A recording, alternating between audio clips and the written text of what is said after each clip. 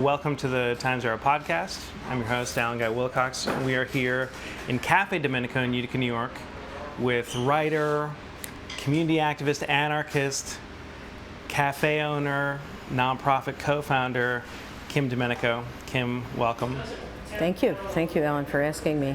Thank you for being with us. This place, it fills me with nostalgia. Not least of which because it was the former site of the Village Toy Shop, which is near and dear to my heart. But, also because it really evokes mid-20th century America for me. And, there's jazz on the loudspeaker, bebop, there's Allen Ginsberg, and we see Louis Armstrong images, Martin Luther King. Is there a version of America that now in 2022 you feel nostalgic for? I don't know how to answer that. I think that this cafe was started because we needed a place that we felt at home in this world, in Utica. And, that's what this place is. It's a place that evokes everything that we care about, and including our families, our ancestors are on the walls, And it's a place, not a placeless place. It's not a nowhere place. It's a place, And it's not franchisable. It's not duplicatable. We were, when we first opened and we were like, against all odds, we were successful. People were encouraging us to move to New Hartford and, put a branch in New Hartford, put a branch in Clinton. And Orrin gets credit for this, because I don't think I really knew what that meant at the time. But he was adamant, and he would never expand to food or anything beyond the coffee and what we basically offered. So you mentioned your husband, Orrin, who's a poet and co-founded this place with you, and also the other side next door, which is a nonprofit space and an art gallery and a kind of a community area. What was the conversation like 20 years ago as you were gearing up to start this place? Because it has a very, city lights feel. Yes. And it's an urban place. It was meant to be an urban place. We were very influenced by a number of people, but speaking of books, which we haven't yet, but we read a lot of James Hillman, archetypal psychologist James Hillman. And he was really big on cities and on reclaiming American cities. And everything he said just resonated so much with us. And I think also, by that time I had done divinity school for 4 years. I mean, I'm not even from Utica. I'm from Whitesboro and Holland Patton. I was not raised urban. But I think the experience there in New Haven, the consciousness there at the divinity school of other people, the whole diversity of it. I don't think I could live apart from that after that experience. I felt like whatever we did, we both did, had to include the true diversity, So, we even felt like our kids would be better off going to school in Utica, which is nobody does that. Nobody does that. And, well, I shouldn't say nobody. There are people that do that, but it's a distinct minority of people who choose to put their kids in city schools for the diversity. For the exposure and the openness and the kind of dynamism. I know the SAT scores are higher in New Hartford, and Clinton, and Holland Patton, But our kids learn things here. I know they did. They haven't yet thanked me for it, but... But you're suggesting that kind of just going in for the pure ranking that you might get at a school that was quote-unquote better off would be really missing something crucial about what it means to live here. About being comfortable with other people. I was not. I didn't, I was not. I grew up, and of course it was a different time. It was the 50s, so there were a lot of factors for feeling, for suburbia being so isolating and so such a hothouse or greenhouse experience. It was just so the cafe was always our vision of, if you read a lot of mythological language and stuff like that, the New Jerusalem, the city that brings all the different people together. And we loved that image. I still love it. And so this place was designed to be that, a place that welcomed everybody, you know? Okay, so a couple different branches here. So you're a writer, and we haven't talked about Counterpunch yet, but Counterpunch has a very kind of illustrious, kind of progressive tradition to it, founded by Alexander Coburn, and Ralph Nader is a regular contributor there. How did you get involved with those folks? That's kind of one question. And then the other, I kind of see your work, and forgive me, we haven't talked about this, but kind of in line with other writers like Chris Hedges, who kind of have a religious understanding, a cultivated kind of moral sense as part of their background, but also are kind of very roll up your sleeves, kind of in the streets type writers. I mean, how do you see yourself, working in this tradition? Who are some of the role models as writers and thinkers? As a writer? Yeah, who've kind of guided your story? Well, first, to get back to the Counterpunch question, I still can't believe that they published me on Counterpunch after all these years. I'm like, I know there's nobody else that writes remotely like I do, and I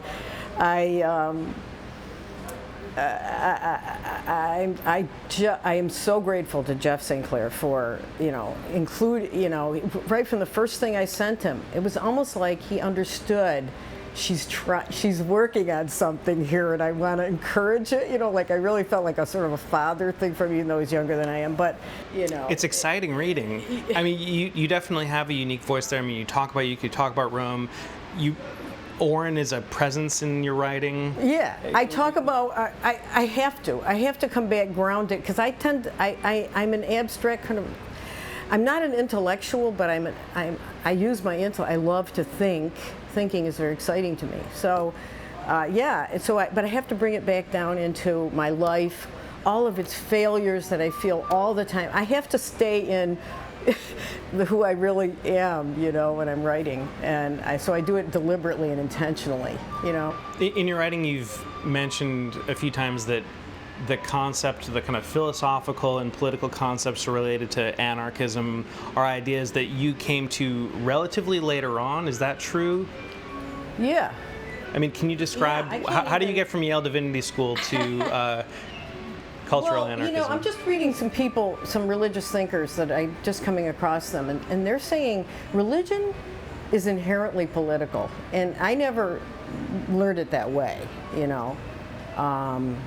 But I just don't see how you can avoid anarchism if you are a believer in, the brotherhood of man and the whole traditional language of the utopian. Well, it's the no place. It doesn't exist, but it's the dream we all have and live inside of, And I don't. Anarchism to me is. It's about an individual.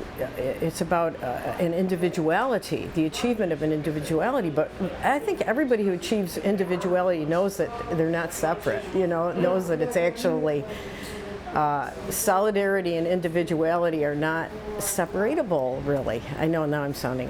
No, that makes sense, because what you're making me think of is, as opposed to what I tend to refer to as the kind of great corporate sameness that really felt, I feel like it's in abeyance somewhat now, but especially when I was growing up in the late 90s and early 2000s, it felt like, all the kind of container stores and those box malls and the kind of Barnes & Noble here, Bed Bath Beyond here, were just kind of, it was like a mind virus going across the United States, just opening up chain after chain after chain. And so the geography of nowhere. I forget the writer who said that, but yes, that was what was happening.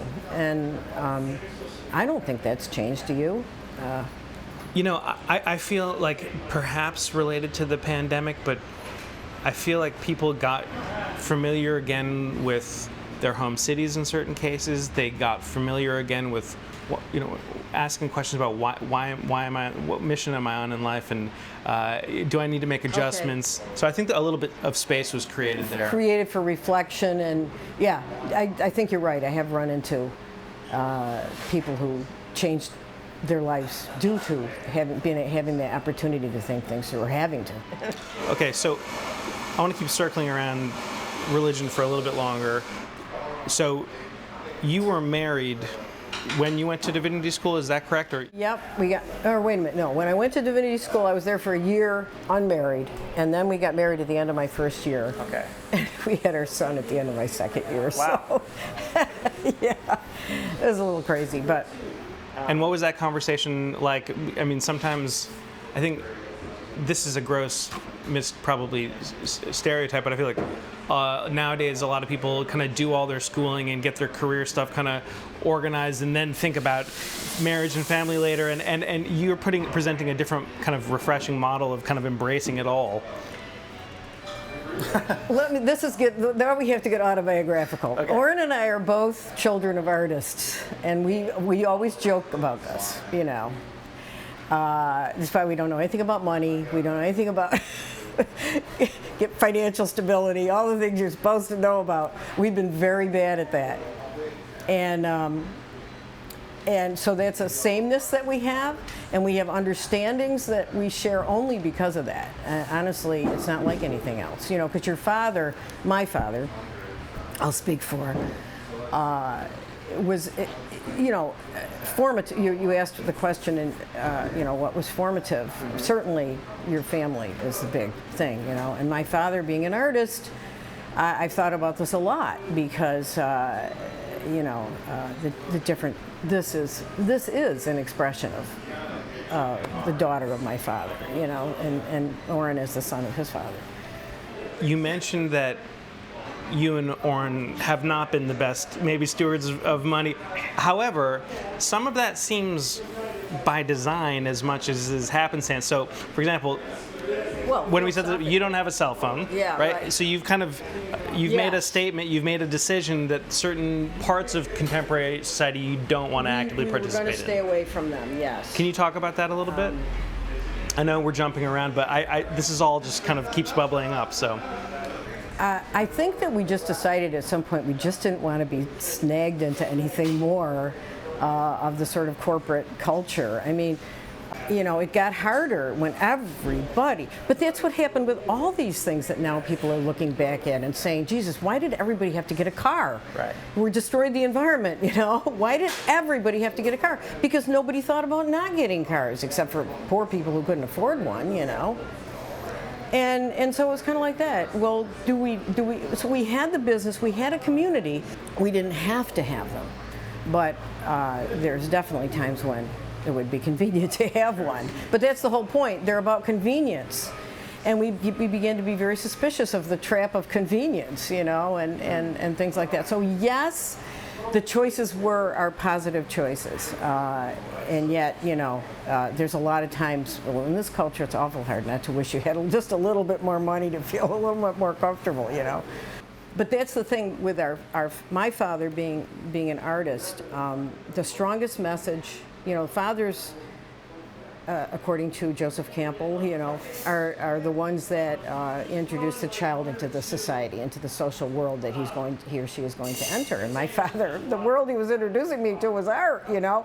Only Dad could not really share that world with his children. He grew up, it was an exceptionalism for him, you know. All honor to him, but he just couldn't do it the other way. So, what do you mean? What do you mean exactly? I mean that art was there was an exclusivity to it. I can't even tell you how he didn't include us, but I can say that none of my brothers or myself became artists. You know, this was the big burning question when we were kids.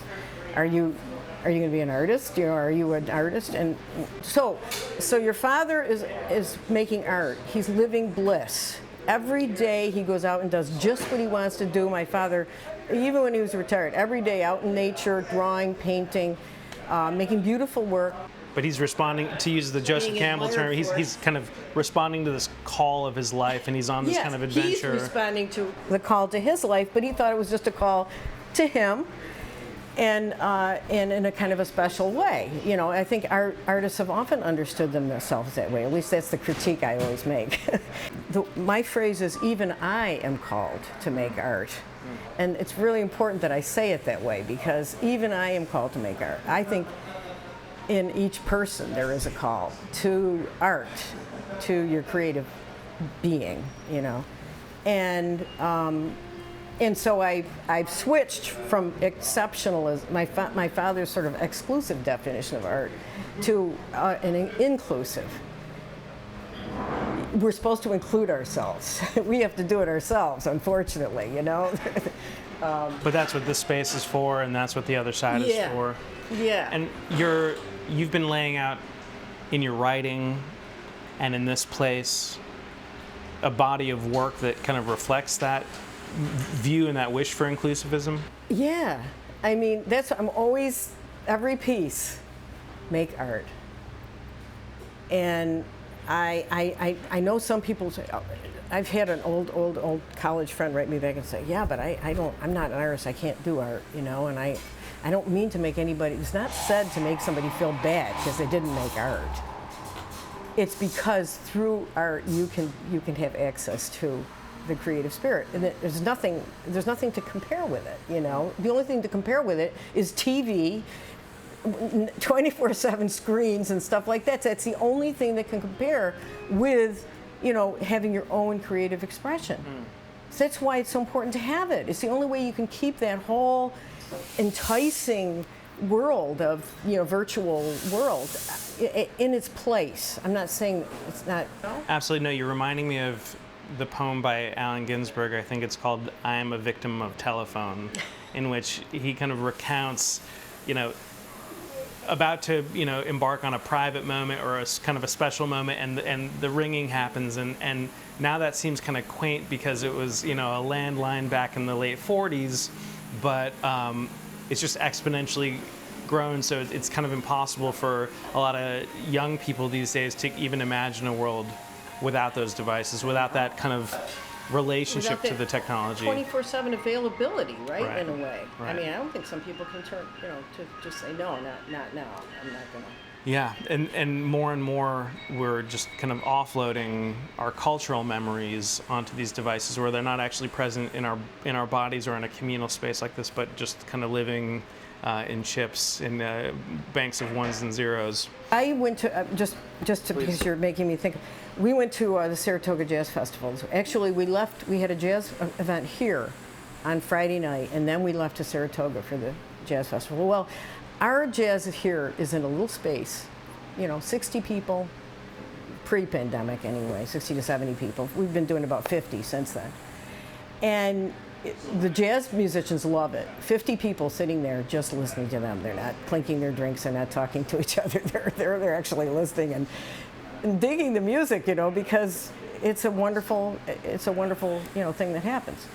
And then we went to Saratoga, and we always, when we go to jazz festivals, we always take the small venue, the small tent venue, even though whoever is in the big amphitheater, you know. Mm-hmm. And this was no different. I know Wynton Marsalis was playing in the big venue, and a lot of other people, including Kurt Elling, and I'm a huge Kurt Elling fan. So he was playing the last day. So just before we left, we sat down at the edge of the amphitheater where, you know, most of the people were around the amphitheater there. That's what you do. You go to these jazz festivals and you sit, you know, so that, and I hadn't really gotten that close before because I always go to the small venue. I looked down and I said, Kurt Elling was this big. and so you had to watch the screen. And so it became a screen event, not a person-to-person event. And the people around me, some of them are paying attention to the screen. Kurt Elling is one of the greatest jazz singers of our time. You know, he's worth listening to.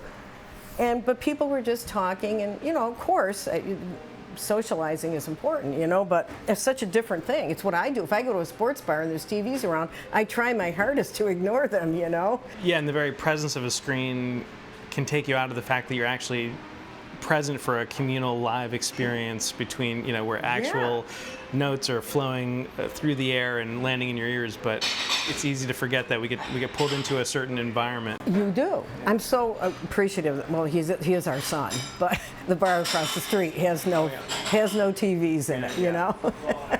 Absolutely, and it's noticeable, and what you do instead is you look at the faces of the people around you, you look at the books that line the walls and the decor, and you're actually You listen to the music, which over there they play, they select the music, they curate their music, and so, yeah. but it allows you to exhale. And for people, I'm 39, so I experienced some life before cell phones, and even that My just daughter and son too, yeah. you get a toehold back in what that world was like. Yeah, so that's part of what this is too. Of course, we always encourage face-to-face. We steadfastly stood against Wi-Fi for as long as we could, and then all our staff people said, "No, you've got to have it. People want it," and so we broke down. Is there a symbiosis that can be achieved between, is there a balancing act that can be achieved between, some of the goals and values that you cherish and kind of this new wave of technology? Do you think, or is it, are they kind of permanently in conflict? I don't know. I prefer to keep a sort of. I don't think I'm a purist, but I don't know how to. I don't know how. Since I haven't let the cell phone into my life personally. I don't really know. Theoretically, these are tools. I use a computer. I'm online. But it's just I feel like if you have the center of this other reality that we're talking about, that's better. If you have one thing that is better, then you have the capacity to have a balance. But most people don't. I mean, that's the way it seems to me. I don't want to exaggerate, but I think, and people more and more don't have it. This, obviously, the partner you've chosen in life, Oren, it seems from afar that you two can help mutually reinforce. So, but beyond your immediate family, where do you go, whether it's in books or jazz or in friends or elsewhere? Where do you go to replenish the well? Because it seems like the lifestyle that you've chosen for yourself, which is steeped in this kind of loyalty to Utica, loyalty to a certain set of values, that it requires, kind of constant replenishing and rejuvenation, because it takes a lot, presumably, of energy, a lot out of you. So where do you go to get moral and spiritual sustenance today? That is an open question. We have our writing refuge every day, but as far as what you're talking about, I'm still looking for that. I reach out. I do, I have a little bit of a sense of community with, it's not exactly what you're talking about, but with some of the readers that read me on Counterpunch, I'll say, oh, there is somebody who hears me out there and who sees things the way I do. But it's very difficult. That's why I say, I just feel like people talk about the local and going back to the local. It's different if you live in San Francisco and if you live in Utica. But if you are going to return to life centered in places, then somebody's got to do it. I don't particularly want to be a sacrificial lamb, and I don't really enjoy it, but yes, Oren and I depend on each other a lot, and probably too much. It's like really hard when you depend that much on just the two of you. Yeah, it's hard, and our kids are great. And our grandkids, we have it made here. A lot of people think we have it made, but they don't share all our idea space. Our kids, not the same, and that's okay. I prefer that they were just who they are, But it's really hard. Everybody, and especially now, since the pandemic, I feel the stress around me and people. It's just harder to find it. And we're in uncertain economic times right now. Inflation. Economic times, climate. Everything is pretty grim. Although what I would say is then it's more necessary than ever to find the creative place to stand, because the imaginative place. Okay, so can you talk about that for a second? Because you mentioned that for you and Oren, you have your writing refuge, I'm reminded of a quote by Philip Roth. He said, when a writer is born into a family, that family's over. And he was talking a little bit, I think, about how novelists can tend to use their family story and kind of exploit it. But in a different sense, though, your household has two writers. Oren's a poet, you're an essayist. I wanted to know first if you could describe a little bit of your habit and routines with that, because I think that's always interesting to hear from writers, what their writing desk is like, where you work, what your habit is, if you don't mind sharing a little bit of that. And my second question, just while I'm thinking of it, is for Counterpunch, how do you know when you've got something that you're gonna sit down and you're gonna write something for Counterpunch, or do these things kind of just emerge out of life? How do you think about identifying your subject material for Counterpunch? I write at a computer. We ended up with a house with a lot of rooms in it because our kids left and we're still in the same house. So we each have our own writing space, And my writing process, usually when the piece I'm writing, something will be said. It'll come to me. I write something, and that ends up being the seed for the next thing. I mean, it's almost like that. It's almost a continuous thing. A continuous, you mean one article after the next or one essay after the next is kind of... I mean, I hate to say it, but just about every 2 weeks. Sometimes it's longer. In the pandemic, oh my God, did I struggle. And I still do. My writing is really a struggle for me because I'm always trying to put something into words that hasn't been said. I just recently, I found this woman, theologian. I went to divinity school. I didn't get theology. I really didn't pay much attention to it. So here I am, although these many years later, I find this woman. She's incredible, And Catherine Keller, her name is, and this is called The Political Theology of the Earth. I read her her more recent book is called Facing the Apocalypse. First of all, I said, who the hell is talking about the apocalypse seriously, From a theological perspective. I didn't even know this was going on. At times. Yeah. She's not afraid to talk about it, and not afraid to deal with it. Of course, who reads her? I'm the first person that took out either of these books. They called them into the Utica Library, and they were never read by anybody else. So... but that's all right. I don't mind being a tiny minority, I mean, a long time ago I realized that's what it takes is, when I felt that it was all right, that I knew very few people who agreed with me. It's okay, or saw things the way I do. So. Is there a light at the end of the tunnel? Does Catherine Keller have a viewpoint on antidotes, or is it just kind of clarifying the set of problems? It's just it's the way of looking at things. I mean, secular people have done it too. Beyond hope, living beyond hope. It's if you keep hoping, you're going to keep creating the same things over and over again. If you live with hope as usually it's understood, there's a different kind of hope where you've given up hope, and then this other reality. It's really another way of talking about creativity, I think. And we keep doing this because this is beautiful to us, and that, so you do that. If everybody did that, if everybody just stayed with what was beautiful to them,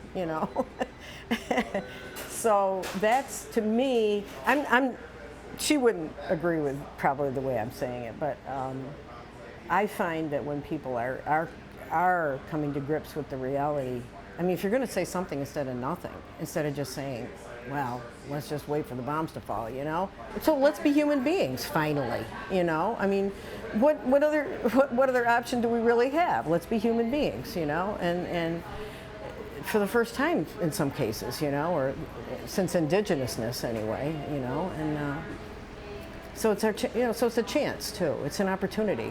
As we kind of come to the end of our conversation, I'm curious to know, is there a singular wish that you have in this moment in time for the world, for Utica, for the United States of America?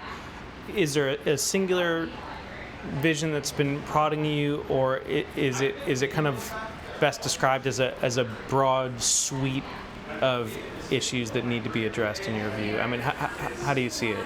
I would like everybody to pick up their art. Because art isn't just,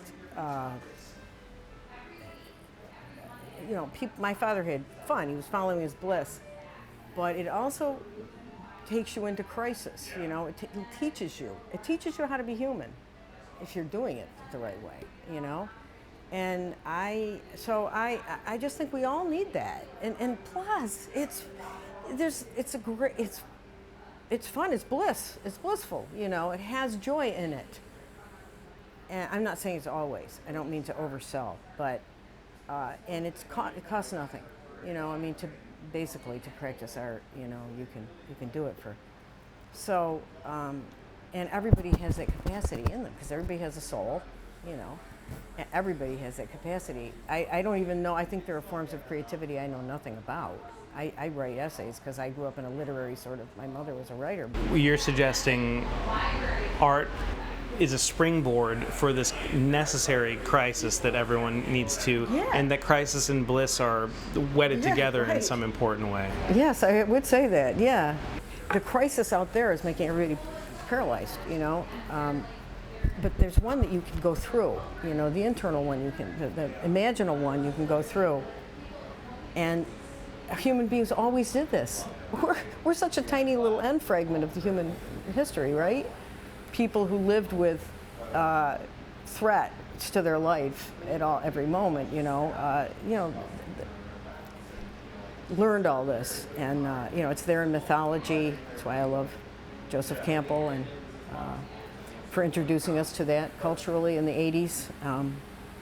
With the power of myth. Yeah, it was really important. I know it's almost cliche now, but he did a great work.